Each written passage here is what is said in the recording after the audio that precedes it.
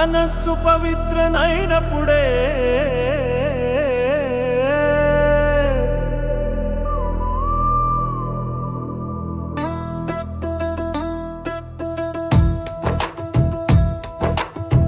మనస్సు పవిత్రనైనప్పుడే మన బతుకు పండునంట.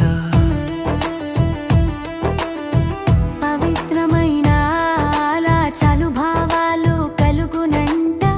పవిత్రమైన ఆలోచనలు భావాలు ఉంటేనే మంచి మాటలు నోటి వెంట వచ్చునంట.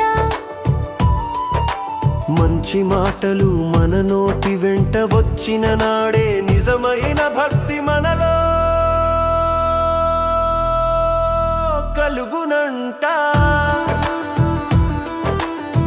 మనస్సు పవిత్రనైనప్పుడే మన బతుకు పండునంట. మన నిజమైన భక్తి కలిగిన నాడే మన మనస్సనే మందిరములో నిత్యం ఆ దైవం నిత్యం వసించునట. మనస్సు పవిత్రనైనప్పుడే మన బతుకు పండునంట.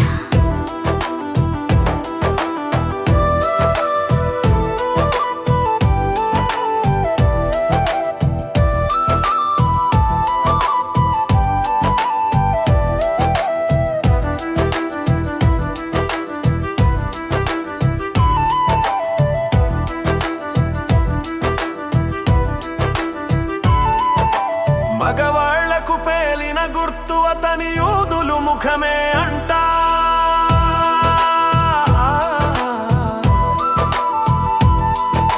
సభలో కూర్చున్న నవ్వలేనివాడు చక్కిలి గింతలు పెట్టినా నవ్వలేనివాడు అతనికి పెళ్ళై 10 ఏళ్ళైనట్టు అంట.